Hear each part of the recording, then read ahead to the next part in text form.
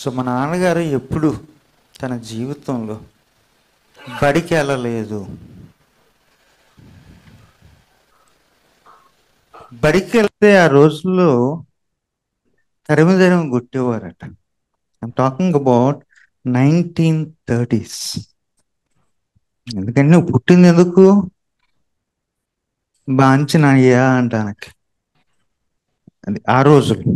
Okay, so ఎప్పుడు 40sలో ఆశ. ఎందుకంటే అందరూ రాస్తున్నారు, నేను రాయాలి, అందరూ చదువుతున్నారు, నేను చదవాలి అంటే ఈ కొలోనియల్ పిడబ్ల్యూడి పబ్లిక్ వర్క్స్ డిపార్ట్మెంట్లో కూల్ దొరికింది. అంటే ఈయనకి చిన్నప్పుడు కూలే. 6వ సంవత్సరంలోనే 13 మంది పిల్లలు ఉన్నప్పుడు ఈయన రెండో వాడు. అంటే బాధ్యత ఏంటి చెప్పండి? వెనకాల పుట్టి వాళ్ళందరికీ ఈయన సంపాదించాలి. విన్నారా ఈ కథలు మీరు? ఓకే, వెళ్ళిపోయేవారంట. ఈ రోజులాగా వచ్చాడు కదా అని చెప్పి గేదెలకు కాపలా పెట్టేవారు. 6 year old. దేనికి కాపలా? గేదెలకి గడ్డి ఇవ్వడం, ఇది చేయడం.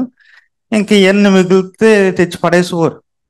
ప్లేట్లో పెట్టడం అంత సభ్యత లేదు ఏ సమాజానికి? తెలుగు సమాజానికి. అర్థమైంది కదా? అది మన కల్చర్ గురించి చెప్తున్నాను. కూర్చుంటే ఈయన అది ఇంటికి తెచ్చుకుని వాళ్ళ అమ్మకి ఇచ్చేవారు. ఎందుకు? అందులో కొంచెం నీళ్ళేసి తమ్ముళ్ళకి చెల్లెలకి కాస్తో కొస్తో ఆ మెతుకులు ఉంటాయి కదా, అప్పుడు ఏం చేసేవారంటే అందులో నీళ్ళు వేసి వేడి చేసి మెతుకుల్లో ఏమవుతుంది చెప్పండి? గింజ వస్తుంది కదా. మెతుకులు అందరూ చిన్నపిల్లలకి ఎట్టి గింజలకి ఇచ్చేవారంట. అప్పుడు వీళ్ళని లెక్కెట్టేవారు. అంకీలు ఎలా నేర్చుకున్నారంటే మెతుకులు లెక్కెట్టి. అర్థమైంది కదా? ఇందాక మనం నేర్చుకుంది అదే, మరిచిపోవద్దు. సో మా పిల్లలు కాలేజీకి వెళ్ళినప్పుడు నేను అదే చెప్పాను. ఇదిగో, ముందు తరానికి బడికి వెళ్ళే భాగ్యం లేదు. ఏం చేస్తారో నాకు అనవసరం, కనీసం కాలేజీకి వెళ్తున్నారు చాలదా? ఆ దూరం ఉంది కదా, ఆ దూరాన్ని గురించి మాట్లాడాల్సిన బాధ్యత మనది. ఇది మళ్ళీ థియలాజికల్గా చెప్తాను. వాల్టర్ బ్రూగర్మన్ ఏమంటాడంటే మతిమరుపు పాపము అంటాడు. అర్థమైంది కదా? ఇశ్రాయేలీయులు మాటిమాటికి తిరగబడ్డానికి, అవిధేయతకు కారణం ఏంటంటే వాళ్ళు మర్చిపోయారు. అయితే మర్చిపోయారు, లేకపోతే ఇందాక చెప్పినట్టు సెలెక్టెడ్ మెమరీ, కొన్ని విషయాలే జ్ఞాపకం చేసుకున్నారు. మూడో కారణం ఏంటంటే వక్రీకరించబడిన మెమరీ. అప్పుడే బాగుందలే, ఎప్పుడు ఐగుప్తులో ఉన్నప్పుడు బాగుందలే అని చెప్పేసి ఆ పాపం. సో ఇంత ఈ రోజంతా మీతో గడపడం ఎందుకంటే ఆ పాపంలో మీరు పడిపోకూడదని. అర్థమైంది కదా? కూర్చుని అది చదివి, అది చెప్పి, అది రాసి అంతా ఏంటంటే మతి మరుపు అనే పాపంలో ఈ తరం వచ్చి తరం పడకూడదని. సో నా ప్రసంగం అయిపోయిందండి. ఓకే, మర్చిపోవద్దు. దేన్ని? గతాన్ని. గతాన్ని మర్చిపోతే ఎగిరిపోతాం. అర్థమైంది కదా? గతాన్ని మర్చిపోతే అవిధేయులము అయిపోతాం. మా నాన్నగారు అప్పుడప్పుడు ఎవరు భూమి మీద ఉండరా అనేవారు. ఎందుకు? ఉండేవాడిని కాదు. ఓకే, మనం ఒక స్థితి నుండి వచ్చాం, దానిని మరిచిపోవద్దు. సో అదేనండి కథలుగా చెప్తున్నాను. 16వ శతాబ్దం 17వ శతాబ్దం పొద్దుట చెప్పాను. 18, 19 ప్రారంభించాను. ట్రాన్స్లేషన్స్ గురించి చెప్పినప్పుడు ఇందాక ప్రొఫెసర్ సుధీర్ జంగం గారు రాయి సుందర్రావు గారి యొక్క ఆ పుస్తకాన్ని జ్ఞాపకం చేశారు. ఇది హార్డ్ వర్క్ అండి. ఆయన విస్కాన్సిన్ మాడిసన్ యూనివర్సిటీలో పిహెచ్డి చేస్తూ బ్రేక్ తీసుకుని ఈ వీలైనంత మంది కీర్తనకారుల ఇంటికి వెళ్ళి వాళ్ళ చరిత్ర తెలుసుకున్నాడు. వాళ్ళు గతిస్తే వాళ్ళ పిల్లల్ని కలిసి కూర్చుని, ఇదిగో మీ నాన్నగారి గురించి చెప్పు. ఫస్ట్ రాసినప్పుడు నాన్నగారుల గురించి రాశారు. మరలా దాన్ని రివైజ్ చేసినప్పుడు అమ్మగారుల గురించి కూడా అడిగారు ప్రశ్న. అంటే తరాలు వేరు కదా. సో రెండోసారి రాసినప్పుడు కనీసం 4-5 స్త్రీ రచయిత్రుల గురించి రాశారు. అది మనకున్న ఆంధ్ర క్రైస్తవ కీర్తనలో ప్రిడామినెంట్గా పురుషులు రాసిన కీర్తనలు ఉన్నాయి. అది ముందు రాసిన పుస్తకంలో మళ్ళీ రివైజ్ చేసినప్పుడు స్త్రీల గురించి గుల్బానమ్మ గారు, ఇలాంటి కొంతమంది 5 చంద్రమ్మ గారు, కొమ్ము, శ్రీ యేసుండు జన్మించే రేయిలో, ఓకే, ఈ స్త్రీల పాటల వాళ్ళని పరిచయం చేస్తూ మరలా రాసినప్పుడు రాశారు. ఎందుకంటే హిస్టరీ అనేది ఒకసారి రాస్తే అయిపోయేది కాదు, మరలా తిరిగి రాయాలి. ఇది ఆనవాళ్ళు అన్నారు కదా, మర్చిపోకండి. వీలైనన్ని ఆనవాళ్ళు వదిలిపెట్టి వెళ్ళిపోండి. ఎందుకు? భావితరాలకి ఆ బాధ్యత మనకి ఇవ్వబడింది. సో ట్రాన్స్లేషన్లో ఎక్కువ ట్రాన్స్లేషన్ ఎందులో జరిగిందంటే తెలుగు క్రైస్తవుల్లో పాటల్లో జరిగింది కదా. ఇప్పుడు నేను పెద్ద ప్రసంగం చేసేసాను అనుకోండి, మీ అందరికీ జ్ఞాపకం ఉండదు. నాకు రాయడం రాదు, రాస్తే ప్రమాదం. ఒక పాట నేర్పించాను అనుకోండి, మీకు ఏమైపోతుంది? గుర్తుండిపోతుంది. ఎందుకంటే దానికి ఏముంది? ఒక రాగం ఉంది కదా, ఈజీ టు రిమెంబర్. అందుకని మాసిలామణి గారు చేసిన ప్రసంగం చేసిన తర్వాత ఆయనకి ఒక అలవాటు ఉండేది, కొన్ని పాటలుగా రాసేసేవారు. ప్రసంగం చేసి పాట నేర్పించి పొమ్మనివారు. అంటే అర్థమేంటి? విన్నారు, మీ మైండ్లో రికార్డ్ చేసుకున్నారు. సో అది మన ఆంధ్ర క్రైస్తవ కీర్తనలో అది క్రిస్టియన్ ఎడ్యుకేషన్, అది క్యాటకిజం. మన నమ్మకాలకు రాగాలిచ్చి కీర్తనలో పెట్టేది. ఇప్పుడు ఏదో పాటల విప్లవం ఏదో వచ్చింది, అన్నీ ఉంటాయి కానీ వాక్యం ఉండదు కదా. విన్నారా? యూట్యూబ్లో ఈరోజు రిలీజ్ అని చెప్పేసి పెడుతున్నారు, కానీ అన్నీ బాగానే ఉంటున్నాయి, కానీ ఏముంటలేదు. అంటే అన్నిటి గురించి చెప్తలేదు, కొన్నిటి గురించి వాక్యం ఉండలేదు. అది పార్ట్ ఆఫ్ ట్రాన్స్లేషన్. సో ఈ పాటలు పాడినప్పుడు మనము ప్రకటించడమే కాదు, ఆ పాటల్లో ఉన్న అర్థాన్ని ఏం చేస్తున్నాము? అన్వయించుకుంటున్నాము. We are appropriating that which we sing and we confess the faith that is in the song.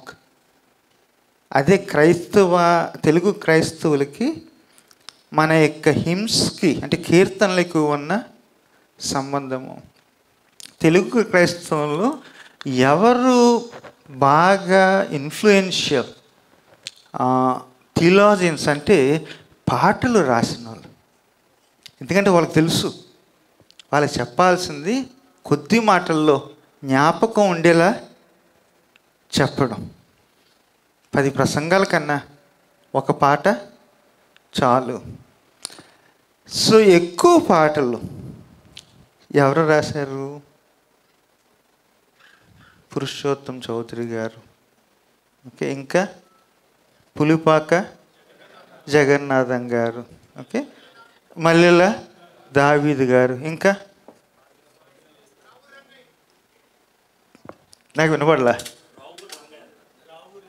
Ravuri Rangayya గారు, ఓకే, ఇంకా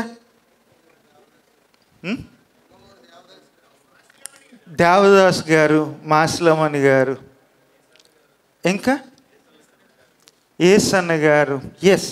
ఇంకా ఇందాక ఒకరిని కలిశాను, రాజుబాబు గారు. ఓకే, వీళ్ళు పాటల ద్వారా మన యొక్క విశ్వాసంలో భాగమైపోయి. మర్చిపోకండి, ఇందాక చెప్పాను కదా, ముంగునూరు దేవదాస్ గారి పాటలు ఆంధ్ర క్రైస్తవుల్లో ఉన్నాయి. ఓకే, సో మన తెలుగు విశ్వాసాన్ని వీళ్ళు షేప్ చేశారు, దాన్ని ఒక ప్రభావితం చేశారు. ఒకటి గమనించాలి ఏంటంటే, రేషియో వైజ్ తెలుగు క్రైస్తవుల యొక్క అనుభవాలకి వాళ్ళ యొక్క అనుభవాలకి ఎంత సమతుల్యం ఉంది. లేకపోతే ఒక మాటలో చెప్పాలంటే వాళ్ళ అనుభవాలు తెలుగు క్రైస్తవుల అనుభవాలు అయినాయి, కానీ అది తెలుగు క్రైస్తవుల అనుభవాలు వాళ్ళ అనుభవాలా కాదా? అది రాయి సుందర్రావు గారి కన్నా అంటే ప్రశ్నించడం తక్కువ అయింది. సో అది ట్రాన్స్లేషన్లో భాగం. ఎక్కువ ట్రాన్స్లేట్ చేసింది ఎవరంటే కొన్ని సామాజిక వర్గాలు. అందుకనే ఎవరు శ్యామలమ్మ, గోగు శ్యామలమ్మ కొంతమంది స్త్రీల యొక్క సాహిత్యాన్ని గురించి రాసి మరలా ఈ 5 స్త్రీల గురించి మాట్లాడింది. నాకు ఒక నెంబర్ చెప్పండి, తెలుగు క్రైస్తవుల్లో స్త్రీల శాతం ఎంత ఉంటుంది? 60% అని ఒకరు అన్నారు, ఇంకొకరు 70 అని అన్నారు, అప్ టు 70 అని కొంతమంది పర్మిషన్ ఇస్తున్నారు. ఇంకా రైట్, ఎస్, అది మనం రెగ్యులర్ చర్చ్కి వెళ్ళామంటే అటు ఇటు ఆడవాళ్ళు మగవాళ్ళని కూర్చోబెడతామంటే ఎటువైపు ఎక్కువ ఉంటారు చెప్పండి? ఓకే, ఇప్పుడు ఆంధ్ర క్రైస్తవ కీర్తనలో అటు ఇటు ఆడవాళ్ళు మగవాళ్ళు పాటలు పెట్టామంటే ఎటువైపు ఎక్కువ ఉంది చెప్పండి? అంటే ఏమైంది? There is some imbalance. అంటే కొంతమంది రాయగలరా, అందరూ రాయలేరా? ఇంకొకటి లెక్క వద్దాం. తెలుగు క్రైస్తవ్యంలో ఇందాక అన్నాం కదా, కొంతమంది బ్రాహ్మిన్స్, శూద్రులు, కొంతమంది ఏమో ఎవరు అంటరాని వారు ఉన్నారు కదా. అంటరాని వారి యొక్క శాతం ఏంటి? అంటే ఒకప్పుడు ఏంది, ఇప్పుడు అంటరాను నేరం అంటాం కానీ ఇంకా అంటుకోం కానీ అది వేరే విషయం. కానీ శాతం ఏంటిది?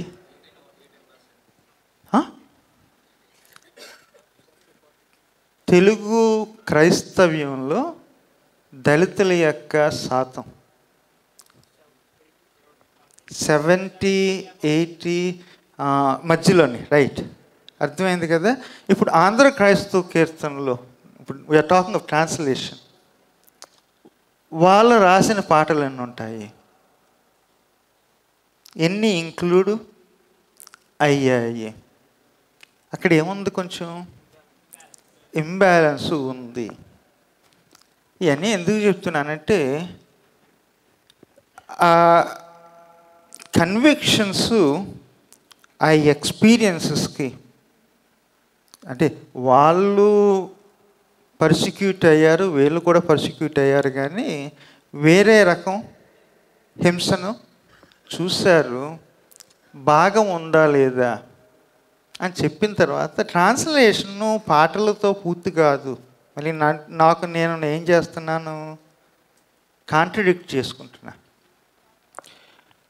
ఇందాక 1830-40 అన్నాను కదా, అది మీకు క్లూ ఇచ్చాను. ఏం జరిగింది అప్పుడు? 1813లో అప్పుడు వరకు బ్రిటిష్ వాళ్ళు మిషనరీస్ని రానిచ్చేవారు కాదు. విలియం కేరీ ఉన్నాడు కదా, కొంతకాలం దాక్కున్నాడు. ఎక్కడ? Danish colony శ్రీరాంపూర్లో. 1813లో ఏమన్నారంటే, ఇదిగో మన వాళ్ళు కొంతమంది ఇక్కడ దాక్కున్నారు, కాస్త కోస్తో వాళ్ళకి గిఫ్ట్స్ ఉన్నాయి, వాళ్ళని ఉపయోగించుకుందామని చెప్పేసి బయటికి రావడానికి పర్మిషన్ వస్తే అప్పుడు వచ్చి ఫోర్ట్ విలియంలో టీచ్ చేశాడు. ఏది? మరాఠీ, బెంగాలీ, సాంస్క్రిట్. అర్థమైంది కదా? అప్పటి వరకు దాక్కోవాల్సి వచ్చింది. ఆయనకి ఏమీ లేదు, మన మాటలు చెప్పాలంటే ఇండియాలో ఉండడానికి వీసా లేదు. వీసా ఇచ్చేది ఎవరు? వాళ్ళే. ఓకే, అందుకు దాక్కున్నాడు. ఇల్లీగల్. ఓకే, ఇల్లీగల్గా దాక్కున్నాడు. 1833లో ఇంకొక యాక్ట్ వచ్చింది. ఆ యాక్ట్ ప్రకారం ఏంటంటే, ఇదిగో ఈ బెంగాలీ సమాజంలో కానీ, మరాఠీ సమాజంలో కానీ, ఈ లోకల్గా ఉన్న సంస్కృతుల్లో కొన్ని ప్రమాదకరమైన ఆచారాలు ఉన్నాయి. ఆ విషయంలో మనము కలుగు చేసుకోవడంలో తప్పు లేదు. అంటే అప్పటివరకు దేని గురించి ఏమన్నారు? భయపడతాని, మన వ్యాపారం దెబ్బతింటుందేమో, మనం వచ్చింది ఎందుకు? వ్యాపారం కొరకు అని అనుమానించారు. 1833లో ఆ ధైర్యం వచ్చింది. కారణం ఏంటంటే, యూరోప్లో, అదే బ్రిటన్లో ఒక లాబీ, ఇవాంజలికల్ లాబీ వాళ్ళు ఏం చేశారంటే పోరాడారు. ఇదిగో ఇంత అన్యాయం చేస్తుంటే మనం అక్కడ వ్యాపారం చేస్తున్నాము, అన్యాయాన్ని ప్రశ్నిస్తలేదు, ప్రశ్నించాలి అన్న ఆ ఒత్తిడి తీసుకొస్తే అప్పుడు ఏమన్నారంటే, ఓకే మిషనరీస్ మీరు ఉన్నారు కదా, ధైర్యం చేయండి అన్నారు. సో అప్పటి నుండి మిషనరీస్, అది దరిదాపు మొదట్లో 2-3 వచ్చినాయి, కానీ 1833 తర్వాత 13-14 మిషనరీ సొసైటీస్ ఇక్కడికి వచ్చినాయి. ఎందుకు? వాళ్ళు చేసిన లాబింగ్. బౌడన్ దొర, బేర్ దొర పేర్లు విన్నారా? పాలకొల్లు, నర్సపూర్లు మీరు మాట్లాడతలేదేంటి? ఎప్పుడు వచ్చారు? 1834-5 అంటే ఆ క్లాజ్ వచ్చిన తర్వాత, యాక్ట్ వచ్చిన తర్వాత. ఫాదర్ హయ్యర్ గారు ఎప్పుడు? దేని తర్వాత వచ్చారు? ఆ క్లాజ్ వచ్చిన తర్వాత ఒక్కసారిగా మిషనరీ సొసైటీస్ ధైర్యంగా వచ్చి తమ యొక్క పరిచర్యలు ప్రారంభించడానికి కారణం ఏంటంటే 1833. 1857లో ఏం జరిగింది? సిపాయి మ్యూటినీ. ఏం జరిగింది అప్పుడు? తిరుగుబాటు చేశారు. ఎవరు? సిపాయిలు. ఓకే, అంటే కంటోన్మెంట్స్, సైట్స్ ఆఫ్ కాన్ఫ్లిక్ట్ అయినాయి. అంటే అప్పుడు పుకారు ఏంటంటే, ఇదిగో మాకు ఇట్టి లడ్డూలు కాదులేండి, అది కొత్తగా వచ్చింది కానీ అది కొత్తది కాదు. ఓకే, ఏదో ఫ్యాట్ కలిసింది, కొవ్వు కలిసింది అని చెప్పి దాన్ని ఒక ఉద్యమం చేసేసారు. ఇప్పుడు మీకు అర్థమవుతుంది కదా, మీరు వింటున్నది చూస్తున్నది ఒకప్పుడు జరిగిన డ్రామాయే. ఇప్పుడు ఇలా కొత్తగా వచ్చి మేము ఏది చేస్తున్నాం అంటున్నారు. ఎక్కడ ఏ కొవ్వు లేదు. ఆ కొవ్వు పేరు ఎందుకు చెబుతారంటే, పోరాడడానికి తిండి పేరు చెబితే పని జరుగుతుంది. ఇదిగో మీ నోట్లోకి వెళ్ళింది నీకు ఏదో తెలుసా అంటే అందరికీ ఎవరికేమవుతుంది? కోపం వచ్చి వాంతి వేసుకోవాలనిపిస్తుంది కదా. మనుషులను రెచ్చగొట్టాలంటే అదే పద్ధతి. ఇప్పుడు సిపాయి మ్యూటినీ అని అర్థం అవుతుందా మీకు? అప్పుడు మ్యూటినీ అయిపోయిన తర్వాత ఈస్ట్ ఇండియా కంపెనీ రాణిగారికి హ్యాండ్ ఓవర్ చేసింది. అబ్బాయి అంటే రాణిగారు ఉంటారు, మీరు చేసింది ఏమి లేదు, ఇలాంటి తిరుగుబాట్లు జరుగుతున్నాయి, అదేదో నాకు అప్పచెప్పండి అడ్మినిస్ట్రేషన్ అంటే. అప్పుడు రాణిగారు ఏమన్నారంటే, ఇదిగో మతాల విషయంలో నేను ఏ రీతిగాను చూసి అంటే కలగజేసుకోను, చూసి చూడనట్టు ఉంటాను అని అన్నారు. దాన్ని పాలసీ ఆఫ్ రిలీజియస్ న్యూట్రాలిటీ అంటారు. చూసి చూడడం అంటే ఏంటి చెప్పండి? పట్టించుకోను, జరిగేది జరగనిస్తాను, అంతే కదా, ఆప్ చేయను. అప్పటి నుండి కొన్ని మార్పులు వచ్చినాయి. దానికి ముందే పాలకొల్లు కోల అచ్చమ్మ గారి గురించి రాశాను. ఆమె కొంతమంది మాదిగలను తీసుకొచ్చి తన సంఘాన్ని స్థాపించింది. ఆమె అన్నాను వింటున్నారు కదా, ఒక నాయకురాలు. సో హిస్టరీ రాసినప్పుడు కొంచెం ఏముండాలి, ఇది ఉండాలి కదా. సో 40లో 57 తర్వాత కొన్ని పేర్లు కనబడతాయి. పాగోలు వెంకయ్య గారు. ఏ ఊరు? రాఘవాపురం. పనిచేస్తుంది. ఓకే, రాఘవాపురం. ఆయన పేరు కృష్ణా జిల్లా. నాంచారి అదే సమయంలో ఎక్కడ? రాయలసీమ, రుద్రపురం. ఓకే, బేసికల్గా ఇద్దరికి ఒక ట్యాగ్ ఉంది. ట్యాగ్ ఏంటంటే వీళ్ళు దొంగలు. ఆ రోజుల్లో పగలంతా ఎవరు దొంగతనం చేసుకుని ఎవరు లేబరు దోచుకున్నా తప్పు లేదు. పంట వచ్చిన తర్వాత తీసుకెళ్ళిపోయి కూలోడు తిన్నాడా లేదా అని అడిగినా అడగకపోయినా తప్పు లేదు. లోన దాచుకుంటే వీళ్ళు వెళ్ళి దాన్ని అడిగితే వీళ్ళని ఏమనేవారు? దొంగలు అనేవారు. అంటే దొంగ అనే దానికి డెఫినేషన్ మీకు అర్థమైంది కదా. ఈ రకాలు. ఓకే, నాంచారి దొరికిపోయాడు ఎక్కడ? జైల్లో. ఈయన కూడా మాటిమాటికి ఫ్రీక్వెంట్ ఫ్లయర్. ఎవరు?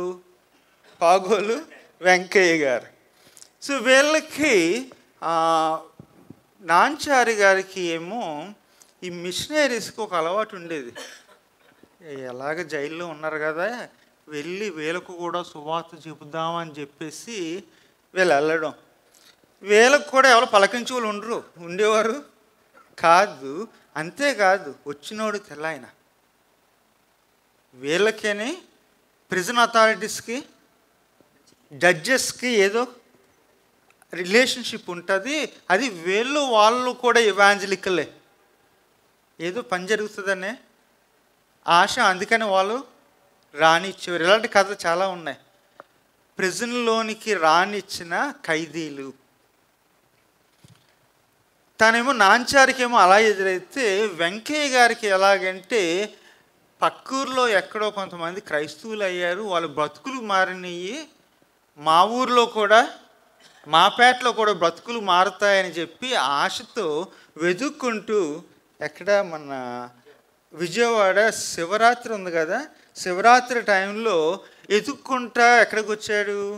తీర్థానికి వచ్చారు, కృష్ణానదికి వచ్చారు. ఎవరి కోసం? మిషనరీ కోసం. మిషనరీకి కృష్ణానదికి సంబంధం ఏంటి?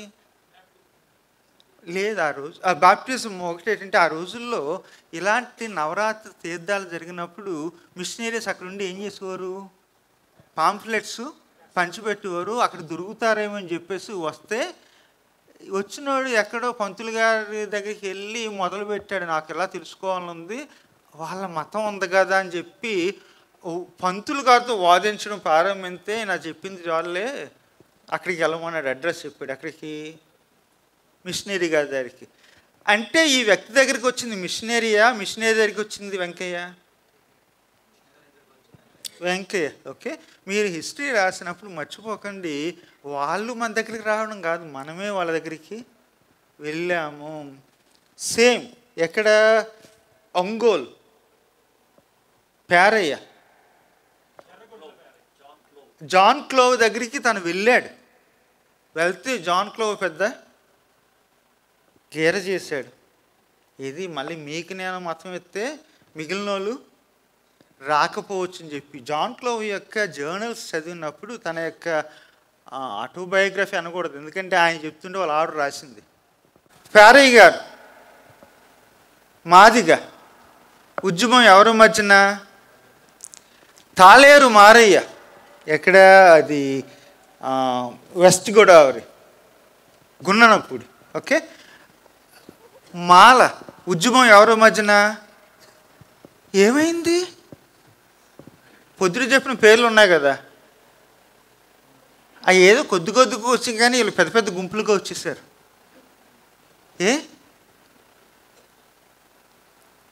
ఇది తమిళనాడులో ఒకరు అన్నారట, ఇదిగో అన్నీ బాగున్న వాళ్ళకి వైద్యులు ఎందుకు? ఏది బాగున్న వాళ్ళకి ఎవరు కావాలి? వైద్యులు కావాలి.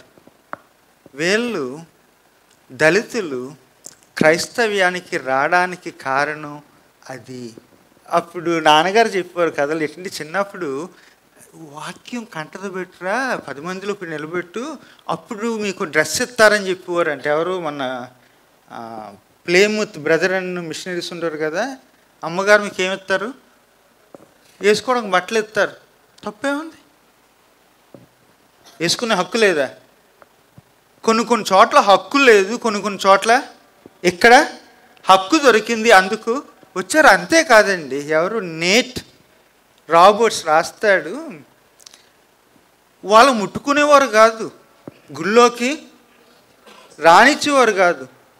ఇక్కడ యేసయ్య ముట్టుకునేవాడు. సువార్తల్లో ఉన్న యేసయ్య ఎవరు? పలికి పొమ్మనేవాడు కాదు, రా అని ఆదరించేవాడు. ఆదరించే క్రీస్తుని గురించి విన్న తర్వాత వీళ్ళు ఎక్కడికి వెళ్తారు? ఆరాధించే హక్కు వచ్చిన తర్వాత వీళ్ళు ఎందుకు వేరే చోట ఉంటారు? అందుకనే తెలుగు క్రైస్తవ్యం మారింది. ఎప్పుడంటే 1857 నుండి 60, 70, 80లో పూర్తిగా మారింది. నా లెక్కల ప్రకారము 1880 కల్లా 40% అంటే 400% దళితులు పెరిగారు, క్రైస్తులుగా మారారు. అప్పటి వరకు ఎక్కడెక్కడో కొన్ని చోట్ల అగ్రహారాల్లో ఉండేది, ఇప్పుడు ఎక్కడికి వచ్చేసింది? అంచుల్లోకి వచ్చింది. ఊరు అంచుల్లోకి వచ్చింది. ఇందాక అన్నారు కదా ప్రొఫెసర్ గారు, ఏది వాళ్ళ దేవుడిని నమ్మేమంట, మానమాదిగోళ్ళ దేవుణ్ణి అనడానికి కారణం ఏంటంటే 1857 నుండి 1880, 90 వరకు జరిగిన ఈ యొక్క మాస్ కన్వర్షన్స్. ఒకటి ఏంటంటే జాన్ వెబ్స్టర్ మాస్ కన్వర్షన్ అన్నప్పుడు జాగ్రత్తగా ఉండమంటాడు. కారణం ఉంది. ఏదో పంచాయతీ పెట్టి కుల పెద్ద కూర్చుని ఒరేయ్ మనం అందరూ యేసుబాబు గుడికి వెళ్దామరా అన్న రకం కాదు ఇది. అర్థమైంది కదా? ఇది ఏ రకం అంటే, ఏమే మీ అన్నోళ్ళ ఇంట్లోని అప్పుడులా కాదు, కాస్త కోస్త మార్పులు వస్తున్నాయి, మనం కూడా గుడికి వెళ్దామా అని మగవాళ్ళు అన్నట్టు. ఏమండి ఇదిగో మీ చెల్లి ఉంది కదా, వాళ్ళు యేసుబాబు దగ్గరికి వెళ్ళి బాప్తిసం తీసుకున్నారు, కాస్త కోస్త ఆత్మగౌరవం పెరిగింది, అలవాట్లు మారినవి, మనం కూడా వెళ్దామా అని కుటుంబాలు నిర్ణయాలు తీసుకుని పేటలుగా క్రీస్తు దగ్గరికి వచ్చాయి. ఇప్పుడు అర్థమవుతుంది కదా మాస్ కన్వర్షన్స్ అనేది. అంటే గుంపులుగా వచ్చారు కానీ కుటుంబాలుగా వచ్చారు. ఎవరో బాస్ కూర్చుని చెప్పినా ఇది కాదు. ఇంకొకటి ఏంటంటే గుడి బడి ఉండే అప్పుడు, గుడి బడి ఏకం అంటే ఇప్పుడు అది అమ్మేసుకుంటారు ఇది అమ్మేసుకుంటారు, అదే విషయం. ఓకే, ఆదివారం ఏమో గుడి, సోమవారం నుండి శనివారం వరకు అది బడి. ఓకే, భక్తే కాదు మనకేమొస్తుంది? చదువు వస్తుంది. వాళ్ళు మనల్ని చదువునిచ్చేవారు కాదు, ఏదన్నా ఉంటే విద్య నేర్చుకుంటే వేలు కోసేవారు అని చెప్పి, ఇదిగో భక్తి ఉంది, దైవం ఉన్నాడు, దాంతోపాటు విద్య చదువు వస్తుంది అని చెప్పి గుంపులుగా రావడం జరిగింది. ఎప్పుడు ఇది స్లో అయిందంటే 1930s, అంటే 20వ శతాబ్దం ప్రారంభం. 1933, 32, 33 అంటే 100 సంవత్సరాలు ఎక్కువ శాతం ఎవరు క్రైస్తవ్యంలోకి వచ్చారు? దళితులు వచ్చారు. చిన్నప్పుడు అంటే మిమ్మల్ని ఎక్కడికి దూరం తీసుకెళ్తలేదు, మళ్ళీ మా ఊరు తీసుకెళ్తాను, సామలకోట. ఓకే, రెడీయానా? ఓకే. అప్పుడప్పుడు ప్రార్థన పెట్టినప్పుడు కొంతమందికి పూనేది, ఏది అది వేరే ఆత్మ. ఓకే, పూనే వచ్చి మానవాదిగాలు మన ఈదికి వచ్చారే అని ఊరు అని మళ్ళీ మగవాళ్ళని ఏ ఆడవాళ్ళు అయిపోయారు మీరు అనేవారు. అంటే అర్థం ఏంటి? ఇది ఎవరు మతం? వాళ్ళ లెక్కల్లో ఆడంగోలు మతం, తర్వాత దళితుల మతం. కారణం ఏంటి? నిజం, ఇది ఆ స్త్రీల మతం ఇది కదా. 1932-33లో ఏం జరిగింది అంటే, ఒక ఆయన కొంచెం తంత్రం అది వచ్చింది. ఎక్కడ? పూణేలో ఒక జైల్లో ఉండి కొన్ని రాయడం ప్రారంభించి ఏమన్నాడంటే, ఇదిగో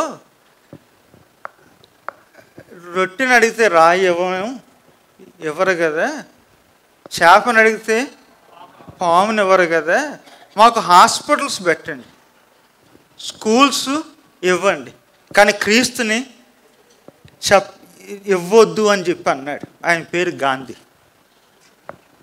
అర్థమైంది కదా. ఆయన ఒక పుస్తకం రాసి ఏమన్నాడంటే, మిషనరీస్ మత మార్పులు చేయొద్దు అని వార్నింగ్ ఇచ్చాడు. అంటే ఇప్పుడు 2025లో మీరు వింటున్న ఈ రెటరిక్ ఉంది కదా, అది కొత్తదేం కాదు. ఎప్పుడుది? దరిదాపు 90 సంవత్సరాల క్రితం ఒక పుస్తకం వచ్చింది. అంటే ఎవరి గురించి చెప్తలేదు, ఆ ట్రెండ్ గురించి చెప్తున్నా. అప్పటి నుండి పేటల్లోకి రావడం, పేటలను శుభ్రం చేయడం, మరీ మేము మిమ్మల్ని దూరంగా ఉంచాం అని చెప్పి పేటలో ఒక కోవులు పెట్టడం. ఓకే, కోవులు పెట్టి ఇదిగో మీరు కూడా ఇక్కడ పూజ చేసుకోవచ్చు అని అన్నారు. అప్పుడు ఏమైందంటే, దళితుల నుండి క్రైస్తవ్యానికి వచ్చే వాళ్ళ యొక్క వేగం తగ్గింది. ఎందుకు? ఇప్పుడు దేవాలయాలు, కోవెళ్ళు తెరవబడ్డాయి. సో ఎవరన్నా సరే పేటల్లో రాంకోళ్ళ హిస్టరీ చదివితే అది ఎప్పుడు ప్రారంభమైంది? అప్పుడు. మరలా ఇంకొకటి ఉండేది, స్కూల్స్ పెట్టారు. ఒకప్పుడు మమ్మల్ని చదివించుకోవడం కాదు, కానీ ఇప్పుడు మీకు ఏం చెప్తాం, చదువు చెప్తాం అని చెప్పేసి ఇది హరిజన్ ఏది స్కాలర్షిప్ అంటే తిరిగి ఇదిగో వాళ్ళకి స్కూల్ పెడతాము, ఎంతో కొంత ఇవ్వండి అని చెప్పేసి ఎప్పుడు లేని ఫ్యామిలీ వచ్చింది. ఎప్పుడు? 1930sలో అది జరిగినప్పుడు ఇంకొకటి జరిగింది. ఏంటంటే, తెలంగాణలోను ఆంధ్రాలోను దళితేతరులు శూద్రులు ఉన్నారు కదా, వాళ్ళు వీళ్ళ బతుకులు బాగానే ఉంటున్నాయి, మనం ఎందుకు మతం మారకూడదని ఇటువైపు వచ్చారు, క్రైస్తవ్యం వైపు వచ్చారు. ఎవరు? తెలంగాణలో ఉద్యమం గురించి విటికర్ రాశాడు, అప్పుడే రాశాడు. ఈ ఉద్యమం గురించి ఎవరు? బిషప్ పికెట్ అని NCCI national council of machines NCMI ఆయన ఒక స్టడీ చేసి ఈ ఉద్యమాల గురించి రాశాడు. ఈ మధ్యన 1980s ఓకే కృష్ణా గోదావరిలో జరిగిన ఆ యొక్క ఉద్యమం గురించి జెఫ్ ఆడీ రాశాడు. 1930sలో ఆ ఉద్యమం ప్రారంభమైంది. ఈ ఉద్యమం ప్రారంభమైనప్పుడు 1930s గురించి కూడా మాట చెప్పాలి. ముంగనూరి దేవదాస్ గారి ఉద్యమం నిజానికి ఎప్పుడు స్టార్ట్ అయిందంటే 1930s. అంటే వీటికనేది సంబంధం ఉందా? భగత్ సింగ్ గారి ఉద్యమం ఎక్కడున్నా సరే ఎప్పుడు? దాదాపు అదే. తర్వాత ల్యామ్ జీవరత్నం గారు ఉద్యమం ఎప్పుడు? చూసారా?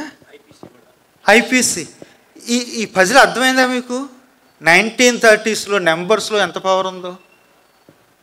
ఎవరో ఎక్కడో తంత్రం చేశారంట, పుస్తకం రాశారంట, ఎవరో ఎక్కడో స్కూల్స్ ఓపెన్ చేసి పేటలు క్లీన్ చేశారంట.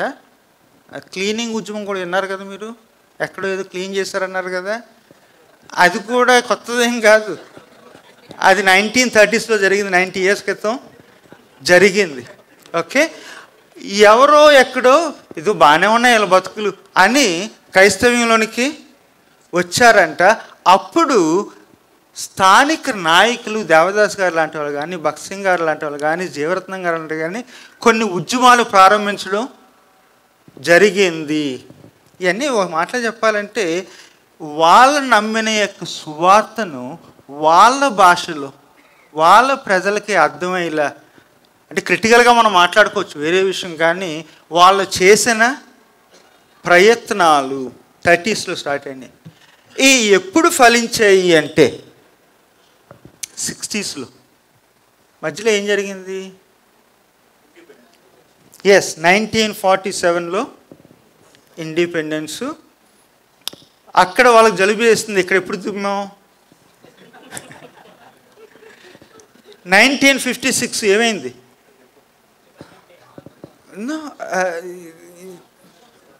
ఆంధ్ర ఫార్మేషన్ డే అని ఏదంటారు కదా, అది ఎప్పుడు?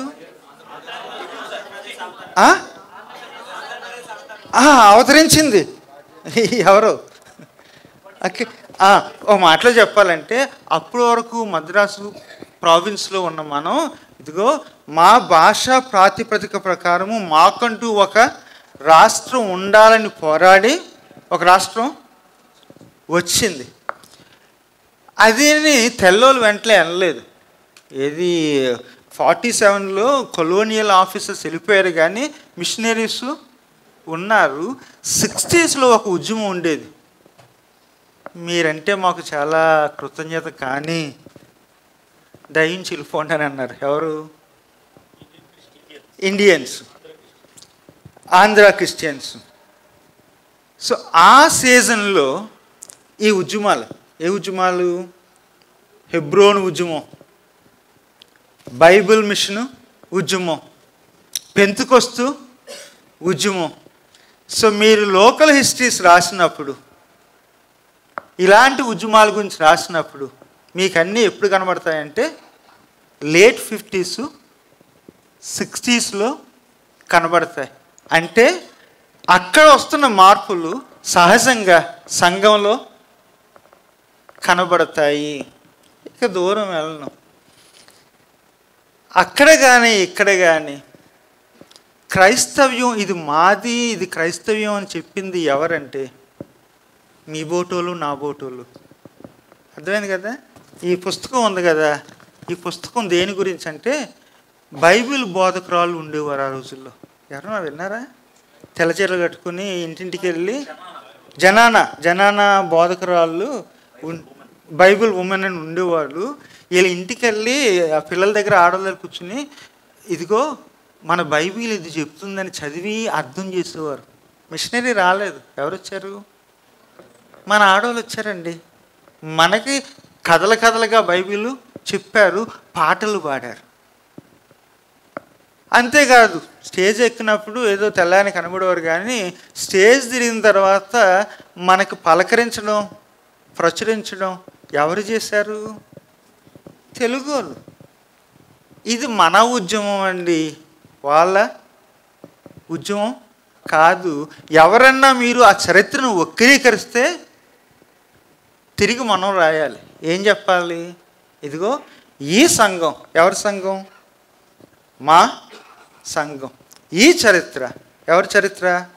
మా చరిత్ర. క్వశ్చన్స్. ఓకే, నేను కొంచెం మిమ్మల్ని ఇబ్బంది పెట్టానా? ఎక్కడైనా 2-3 చోట్ల ఇబ్బంది పెట్టి వినగోని పేర్లు, అనగోని మాటలు వినబడ్డాయి ఎక్కడన్నా? ఓకే, ఇందాక అన్నారు కదా చరిత్రకి మొహమాటం ఉండదు, అందుకని ధైర్యంగా చెప్పేస్తుంటాం. ఓకే, ధైర్యంగా చెప్పాలి. ఇంకో మాట చెప్తాను. చరిత్ర రాసినప్పుడు చరిత్ర రాయడం అనేది ఆథర్స్ ఆర్ అథారిటీస్. అధికారం ఉంది అక్కడ. అధికారం ఉన్నప్పుడు బాధ్యత ఉండాలి. వీలైనంత మట్టికి ఇది నాకు నిజమని తెలిసినప్పుడు నిజాన్ని చెప్పాలి. ఇదిగో ఈ నిజాన్ని ఎందుకు వాళ్ళు పక్కన పెట్టారు అన్నప్పుడు పక్కబడ్డ నిజాన్ని బయటికి తీసుకొని రావాలి. ఇంకొకటి ఏంటంటే అధికారాన్ని దుర్వినియోగం చేయకూడదు. అప్పుడప్పుడు అంటారు, ఏదండి దీంట్లో మీ ఊర్లో ఏదెట్టిందని అంటారు. ఉండాల్సిన పని ఉందా? మన ఊరు గురించి, మన ఇంటి పేరు గురించి రాసుకోవడానికి మన చరిత్ర, మన బాధ్యత రెండింటికి. ఒకటి సత్యానికి, దేవుడికి ఒప్పుకుంటాను, ఓకే, పెద్ద బాధ్యత అది. పిలిచింది దైవం, అధికారం ఇచ్చింది దైవం. 2 సత్యానికి. 3 ఫ్యూచర్ జనరేషన్స్. ఏటి ఇన్ని అబద్ధాలు చెప్పిపోయాడు అని భవిష్యత్తు నన్ను అడుగుతుంది, కానీ అడిగే అవకాశాలు ఇవ్వకూడదు. ఏమైనా ప్రశ్నలు ఉన్నాయా? నేను చెప్పిన ఈ యొక్క 19, 20వ శతాబ్దం, 21 చెప్పండి. నేను మీరు చూసేస్తున్నారు రోజుని. సంశయాలు, సందేహాలు, కోపాలు, తాపాలు.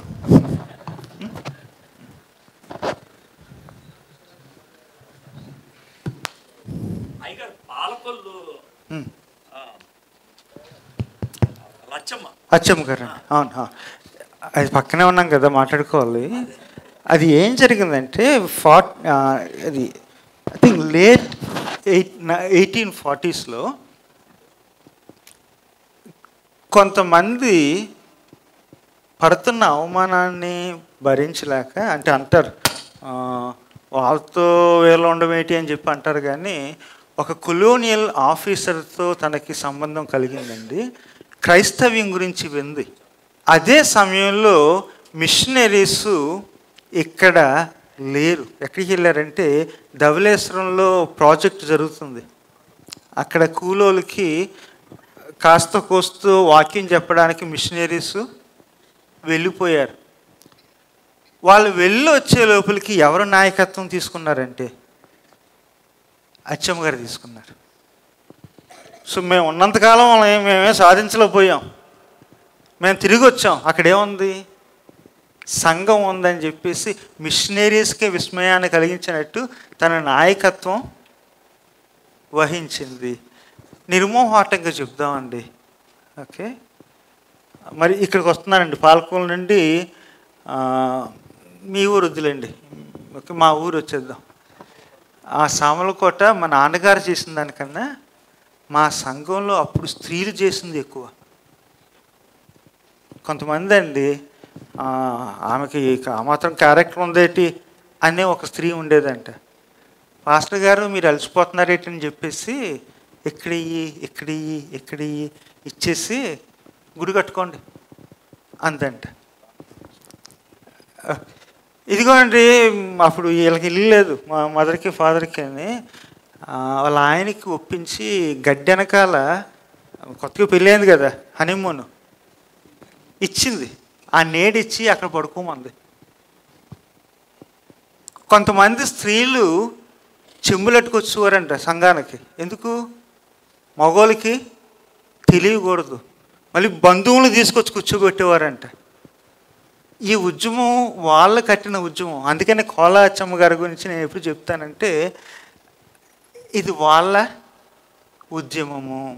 అందుకనే ఒంగోలు కానీ రాఘవాపురం కానీ ఈ ఉద్యమాల గురించి ఎప్పుడు నాన్చారు గారు, పేరయ్య గారు, వెంకయ్య గారు అంటారు, కానీ నా పుస్తకంలో వాళ్ళ యొక్క సతీమణుల గురించి కూడా రాస్తాను. ఎందుకంటే దీనికి వెనక ఉండి నెట్వర్కింగ్ చేసి పెళ్ళిళ్ళప్పుడు పేరెంటాలప్పుడు ఏసఐ గురించి మాట్లాడి బొట్టు తీసి సాక్ష్యం చెప్పింది ఎవరు? స్త్రీలే. సో పెద్ద ప్రసంగం అని నేను చేసేసాను ఆల్రెడీ. అది కోలా అచ్చమ్మ గారితో 1840s స్టార్ట్ అయిపోయింది. అది కూడా జెరూసలేం చేద్దాం అప్పుడు, ఓకే.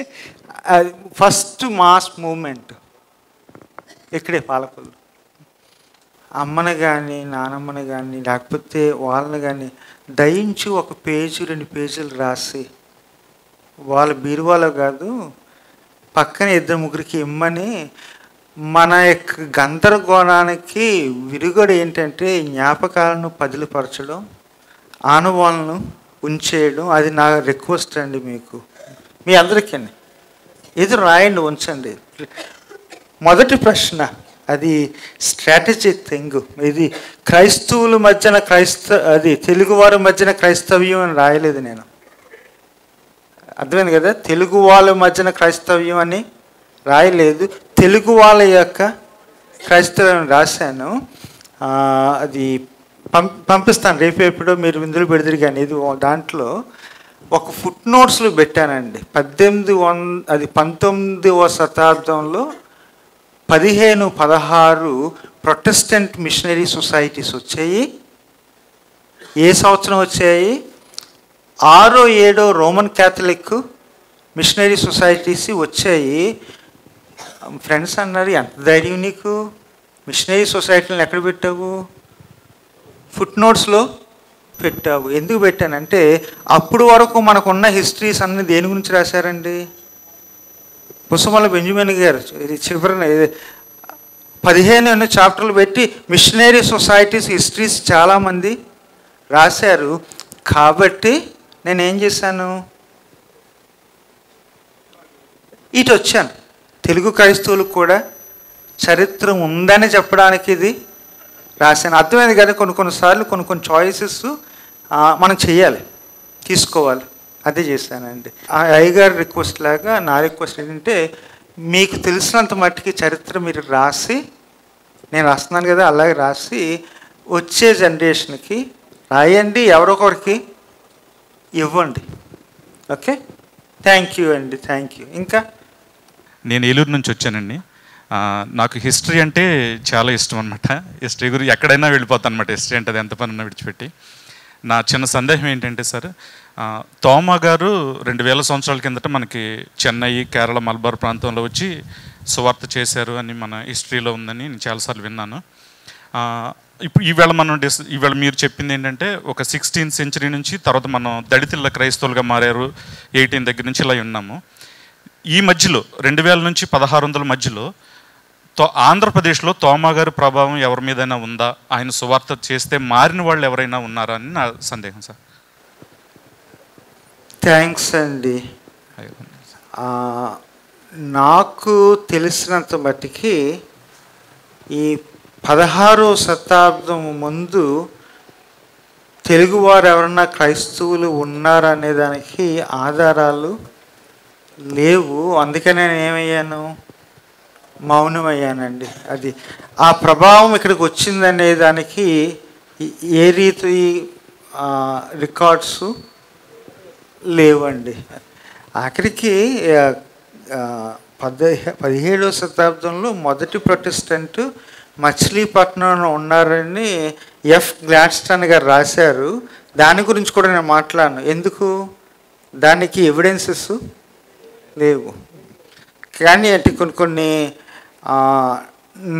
రాయాలి అంటే అది కమిట్మెంట్. దానికి ఏముండాలండి? ఎవిడెన్స్ ఉండాలి. అందుకనే 16వ శతాబ్దం ముందు తెలుగు వాళ్ళు ఎంతమంది క్రైస్తవులు ఉన్నారు, తోమా గారి యొక్క పరిచర్య ఏదన్నా ఉండుంటే దాని ప్రభావం తెలుగు వాళ్ళ మీద పడ్డదా అంటే నాకు తెలిసినంత మట్టుకి లేదండి. Thank you. మంచి ప్రశ్న అడిగారు అయ్యా. నా పేరు మహేష్ అండి. నేను హైదరాబాద్ నుంచి వస్తున్నాను. పొద్దున్నుంచి వింటున్నాను, పాలకొల్లు, ఒంగోలు ఇవే వినిపిస్తున్నాయి. మరి హైదరాబాద్ అంటే తెలంగాణ ప్రాంతంలో ఏం ఉజ్జీవం ఎప్పుడు లేదా అంటే నాకు ఇంట్రెస్టింగ్ ఉంది. ఒక్క మాట కూడా నాకు వినిపించలేదు. మరి అక్కడ నుంచి నిజమేనండి, అది ఒప్పుకుంటాను. రాద్దాం అన్న దాని గురించి తెలుసుకోవాలని ఒక చిన్న చురుకులాగా ఏమని ఇస్తే. అవునండి, అది ఒప్పుకుంటాను. నా బుక్ని నేను ఏది రివ్యూ చేస్తే ఓకే అంతా కలిపి తెలంగాణ గురించి 35% అంతే ఉంటుంది. ఎక్కడో మెదక్ అని, వరంగల్ అని, తర్వాత చాలా లిమిటెడ్. కారణం ఉంది, ఎందుకంటే నేను తెలంగాణ అల్లుడిని. అర్థమైంది కదా. పర్సనల్గా ఏమీ లేదు, కానీ అప్పుడు వరకు నేను చేసిన రీసెర్చ్ ఎక్కువ దేని మీద అంటే కోస్తా జిల్లాల మీద ఉందండి. సో అందుకనే బ్యాలెన్సెస్ ఉంటాయి, కానీ మెన్షన్లో కొంచెం లిమిటెడ్. అది ఇంకొకటి కూడా ఉంది. నా క్యాథలిక్ సోదరులు కూడా అంటారు, ఏది నీ చరిత్రలో మేబీ 40-45% క్యాథలిక్స్ గురించి ఉంటుంది, మిగిలినంతా ప్రొటెస్టెంట్స్ గురించి ఉంది అని అంటారు. అది ఇంకొక పరిమితి.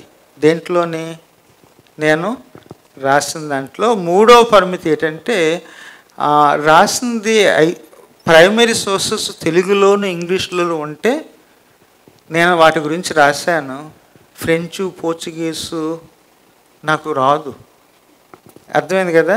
అది కూడా 3వ పరిమితి. మీరు అడిగిన ప్రశ్న వ్యాలిడ్. ఇంకొక ప్రాజెక్ట్ ఇచ్చారులేండి, ఓకే, దాంట్లో ఎక్కువ వస్తుంది. ప్రస్తుతానికి చాలా మట్టుకి ఆ బ్యాలెన్స్ భర్తీ చేయడానికి నేను చదువుతున్నాను. But thank you. ఈరోజు పెద్దగా మాట్లాడలేదు, అంతే, ఇక్కడిక్కడే ఉంది. అది ఇంకో కారణం ఏంటంటే భీమవరంలో ఉన్నాం కదా, 6వ తారీఖు 7వ తారీఖు ఎక్కడికి వస్తున్నాం, హైదరాబాదు. కొంచెం బ్యాలెన్స్ మారుతుంది. ఎందుకు? అది చెన్నైలో ఇండియా ఆడిందంటే అర్థమైంది కదండి. న్యూజిలాండ్కి చూడలేదు, ఇంగ్లాండ్కి చూడండి. సో అది ఒక కారణం అండి. ఇక్కడ ప్రస్తుతానికి మీరు చెప్పిన మట్టుకి నేను ఆ 3 పరిమితులు ఉన్నాయి. అది నాకు ఎవరు చెప్పనవసరం లేదు, రాసిన నాకు తెలుసు. But thank you.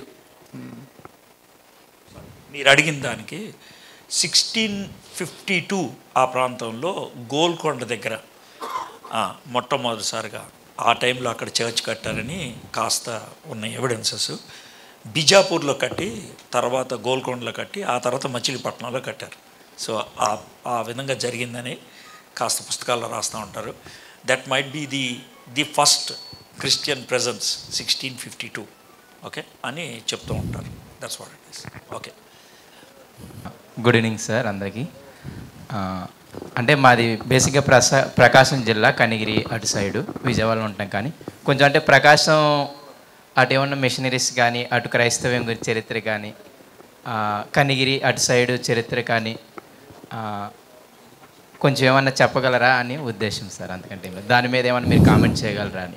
అంటే వాళ్ళు ఎలా అంటే ఇప్పుడు దాకా వెస్ట్ ఈస్ట్ గోదావరిలో విన్నాం, కానీ మా ప్రకాశం సైడ్ అంత ఎక్కువ ఉండదు క్రిస్టియానిటీ.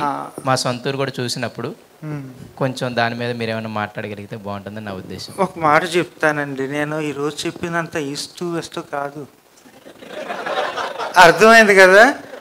ఒంగోలు వరకు వచ్చాం, మిమ్మల్ని నెల్లూరు తీసుకెళ్ళలేదు. సామ్యుయల్ డే 1840, అర్థమైంది కదా.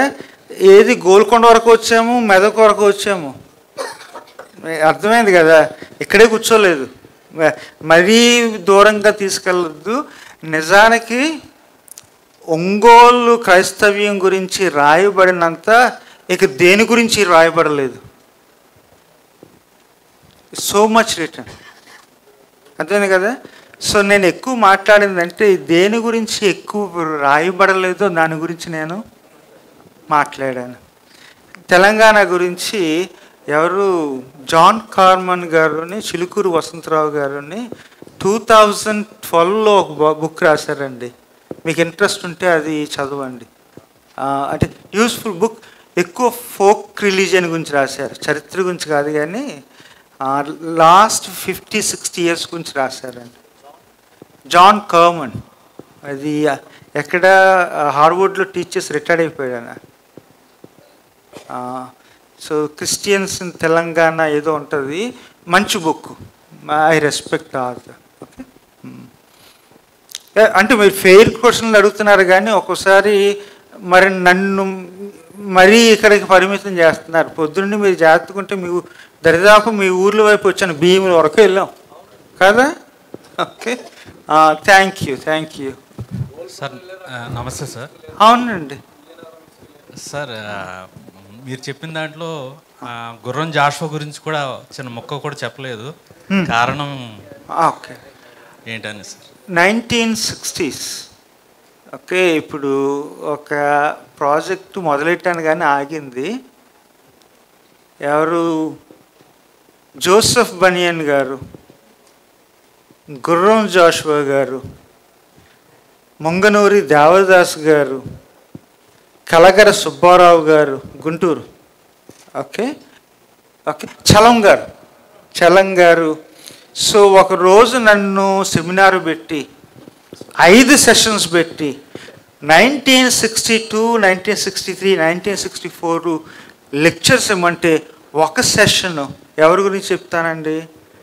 గుర్రం జాషువా గారి గురించి చెప్తా. Powerful voice.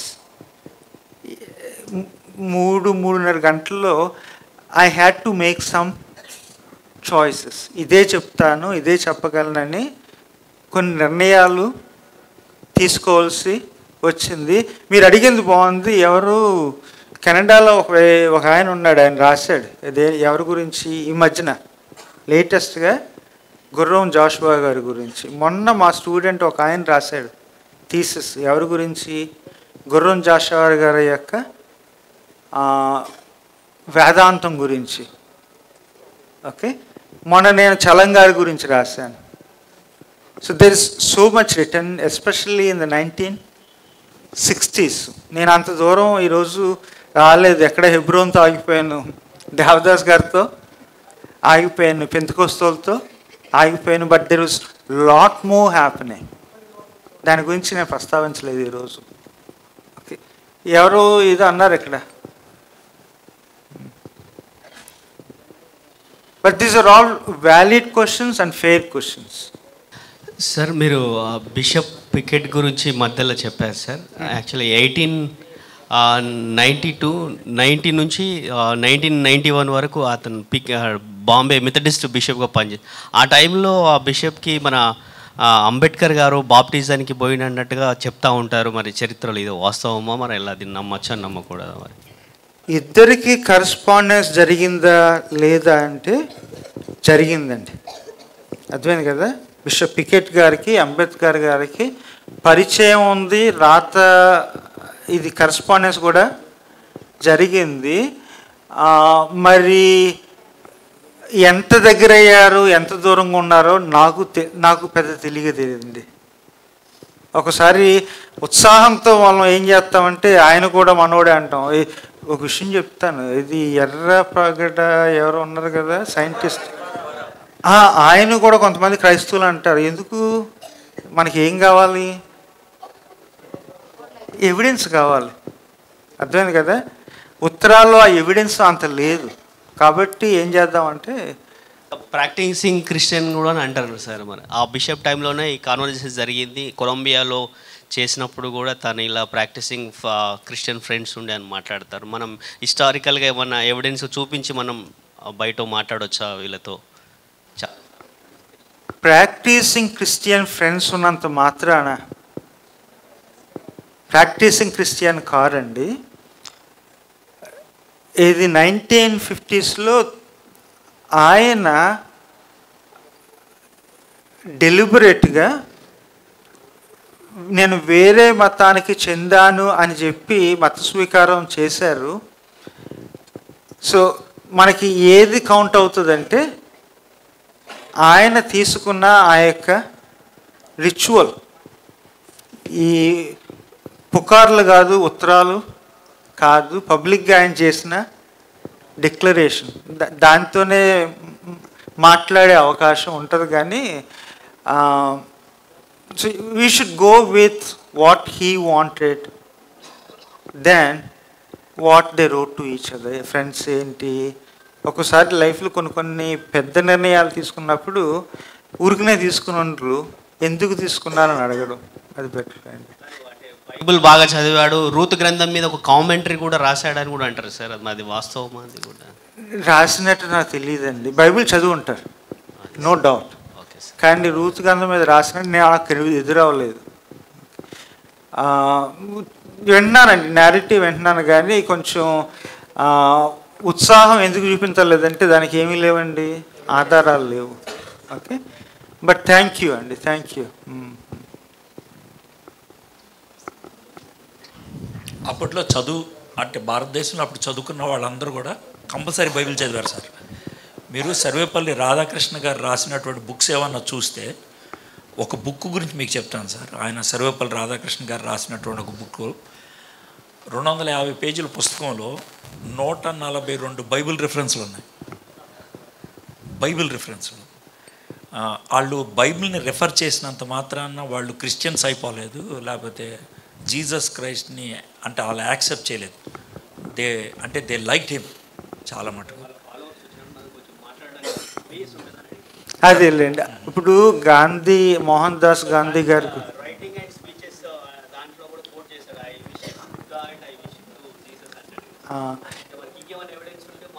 అదేలేండి.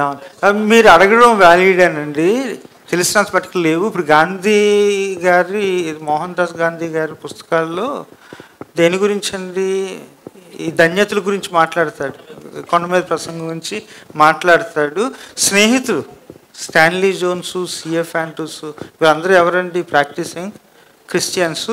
కానీ మరీ దగ్గర కూర్చోబెట్టుకు ఇదని చెప్పలేం కదండి.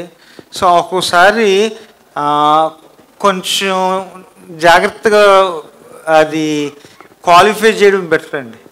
బట్ మన వాళ్ళు జాగ్రత్తగా ఉండండి. ఫేస్బుక్లో కొంతమంది పోస్టులు పెడుతుంటారు, ఇలాంటిది తీసుకొచ్చి అది ఆ విషయంలో మట్టుకు మీరు చాలా జాగ్రత్తగా ఉండాలి.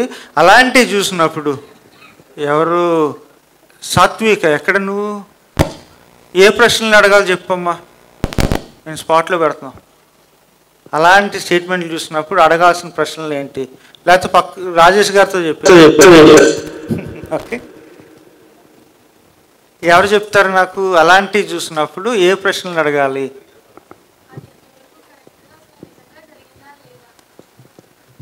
ఎంతవరకు కరెక్ట్, నిజంగా జరిగిందా లేదా అని ప్రశ్నించడానికి ఇంకేం ప్రశ్నలు అడగాలి? వ్యాలిడ్, నేను చెప్పింది రైటే, ఇంకొక అవకాశం ఇంకొకరికి ఇద్దాం అయితేనే, అది కరెక్టా కాదా అని అడగాలి. అది తెలుసుకోవడానికి అడగాల్సిన ప్రశ్నలు ఏంటి? ఎవిడెన్స్ అని చెప్పారు. ఇక్కడికి వద్దాం, ఎవరు? కృపానంద్ గారు, మిమ్మల్ని స్పాట్లో పెడతాం. అప్పుడు ఈ 7-8 ప్రశ్నలు ఉన్నాయి కదా, జ్ఞాపకం ఉన్నాయి మీకు? ఎవరు రాశారు, ఎప్పుడు రాశారు, ఎందుకు రాశారు, ఎలా రాశారు, ఎవరికి రాశారు, దాన్ని తర్జుమా చేసింది ఎవరు, దాన్ని ఫేస్బుక్లో ఎవరు పెట్టారు? ఓకే, గుడ్ గుడ్, ఇవన్నీ అడగాలి ప్రశ్నలో. Good good, thank you. బాగానే జ్ఞాపకం మీ అందరికీ. Yes, okay. ఇంకా ఎవరైనా అడుగుతున్నారా? నా పేరు జోయల్ అండి, నేను కాకినాడ నుంచి వచ్చాను. ఇది లాస్ట్ ప్రశ్న. ఓకే. రోమన్ క్యాథోలిక్ చరిత్ర చెప్పుకుంటూ వస్తూ అక్కడి నుంచి మార్టిన్ లూథర్ గారి దగ్గర నుంచి ఉద్యమం జరిగింది. అక్కడి నుంచి వేరొక చరిత్ర వచ్చిందని చెప్పుకుంటూ వచ్చారు. అక్కడి నుంచి మరలా చాలా శాఖలు ఏర్పడ్డాయి. లూథరన్స్, అలాగే పెంటెకోస్టల్, అలాగే బాప్టిస్టు, ఇలా చాలా శాఖలు, చర్చ్ ఆఫ్ గాడ్, ఇవన్నీ. అంటే ఆ చరిత్రను అంటే ఎక్కడి నుంచి ప్రారంభమైంది, అంటే ఏ పర్టికులర్ ఇయర్లో అది వచ్చింది ఆ శాఖలు అలా అవ్వడానికి అనేది చిన్న డౌటు. రెండో డౌట్ ఏంటంటే దళితులు యొక్క ఏరియాల్లోనికి కోవెలు ఏర్పాటు చేశారు క్రైస్తవ్యాన్ని కొంతవరకు తగ్గించడానికి అని చెప్పారు. కోవెలు ఏర్పాటు చేశారు. పర్టికులర్గా ఆ కోవెలు ఏర్పాటు చేయడానికి ఎవరైనా ఒక పర్సన్ ఉన్నారా? ఆయన పేరు ఏమైనా మెన్షన్ చేస్తే కొంచెం ఏమైనా హిస్టరికల్గా నేర్చుకోవడానికి, లేదా దాన్ని డిఫెండ్ చేయడానికి క్రైస్తవ్యంలో నుంచి ఎవరైనా పర్టికులర్ వ్యక్తి అప్పుడు ఉద్యమం చేశారా అనే డౌట్ సార్. 2 ప్రశ్నలు సార్. అది చిన్న డౌట్లు అన్నారు మీరు, నిజమేనా? సార్ అది పెద్ద డౌట్లే అండి జోయల్ గారు. సార్ ఒకటి ఏంటంటే, మొదటిది క్రైస్తవ్యం యొక్క పోకడ ఎప్పుడు ఏ శాఖలు పుట్టాయి అని చెప్పుకుంటూ పోతే ఎన్ని శాఖలు ఉన్నాయండి? వేల శాఖలు ఉన్నాయి. అది ఒకటి. ఇంకొకటి ఏంటంటే, సంస్కరణలు అనేవి మార్టిన్ లూథర్తో స్టార్ట్ అయినాయి అని నేను అన్నాను. ఎందుకంటే ముందు ప్రయత్నాలు జరిగాయి. గ్రౌండ్ వర్క్ నన్ను అడిగితే మొదటి శతాబ్దంలో జరుగుతూ ఉందనుకుంటాను. ప్రతి శతాబ్దంలోనూ ప్రశ్నించిన వాళ్ళు ఉన్నారు. కొన్ని శతాబ్దాల్లో కొంతమంది ప్రశ్నలు సంస్కరణలుగా మారినవి. అడిగే ప్రశ్నలను బట్టి, అక్కడున్న హిస్టారికల్ కాంటెక్స్ట్ని బట్టి అది ఒక పెద్ద సంస్కరణ అయింది. కానీ అన్నీ గురించి చెప్పడానికి ఇట్స్ లాట్ మోర్ అండి. 2 ఏంటంటే, క్రైస్తవ్యంలోనికి కొన్ని సామాజిక వర్గాలు రాకుండా చేయడానికి ఏదో కోవిళ్ళు కట్టారని అడగలేదు. ఎవరు కొంతమంది కోవిల్ కట్టి ఆ మార్గాలు తెరవడం, ఈ శుభ్రాలు చేయడం, బడులు చెప్పడం ద్వారా ఆ ఉద్యమం స్లో అయ్యింది అని అన్నానండి. అర్థమైంది కదా? ఇంకో స్లో అవ్వడానికి ఉన్న కారణాల్లో అది ఒకటి. దానిని వ్యతిరేకించిన క్రైస్తవులు ఎవరన్నా ఉన్నారంటే ఉండే ఉంటారు, కానీ నాకు తెలియదండి. అది లైఫ్లో నేర్చుకున్న పెద్ద పాఠం ఏంటంటే నాకు తెలియదు అని చెప్పడం మంచిది కదా అని చెప్పేశాను. ఓకే.